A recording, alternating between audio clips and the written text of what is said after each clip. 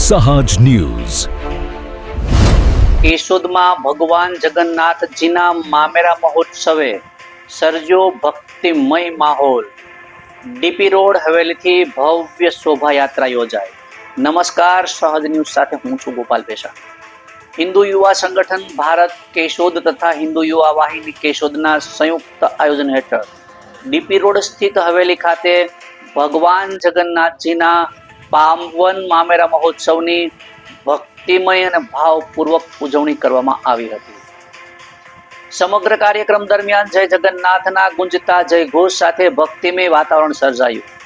ઉમિયાનગર મહિલા ગણેશ ગ્રુપની બહેનો દ્વારા પરંપરાગત રીતે રિવાજ મુજબ ભગવાન જગન્નાથજીનું મામેરું કરવામાં આવ્યું હતું. આ ધાર્મિક વિધિમાં મોટી સંખ્યામાં ભાવિકો ઉપસ્થિત રહ્યા હતા અને ધર્મનો લાભ લીધો. મામેરા વિધિ પૂર્ણ થયા બાદ ભગવાન જગન્નાથજીની ભવ્ય શોભાયાત્રા ડીપી રોડ સ્થિત હવેલીથી પ્રસ્થાન કરી.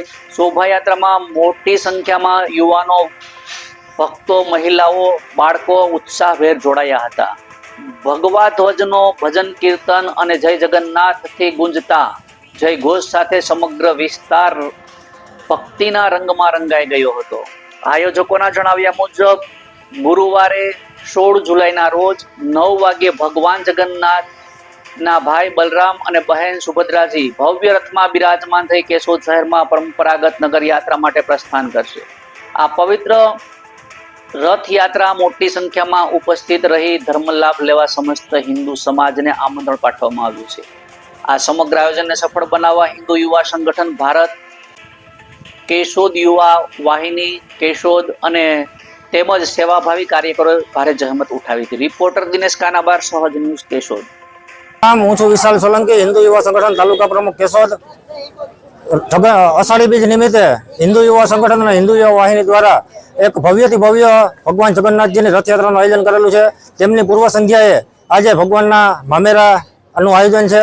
આ મામેરાનો લાભ ઉમિયાનગરના મહિલા મંડળના બહેનો દ્વારા આજે મામેરું કરવામાં આવ્યું છે અને આ મામેરાની અંદર ભવ્ય અને વધારેમાં વધારે લોકો જોડાયા છે. તો આવી જ રીતે દર વર્ષે આપણે ભવ્યથી ભવ્ય ભગવાનની એક મહિમા સાથે રથયાત્રાનું આયોજન કરીએ છીએ. તો તમામ ભાઈઓ તથા બહેનો, હિન્દુ સમાજ સાથ અને સહકાર આપે એવી વિનંતી છે.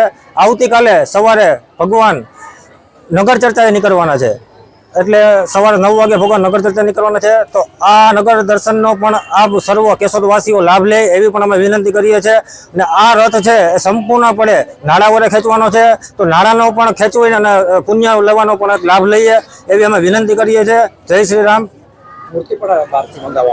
આ મૂર્તિ છે એ આપણે જગન્નાથપુરથી મંગાવવામાં આવેલી છે. ભગવાનની જ્યાં પૂજામાં જે મૂર્તિ છે એ જ મૂર્તિ આપણે જગન્નાથપુરથી કેશોદમાંથી મંગાવવામાં આવેલી છે.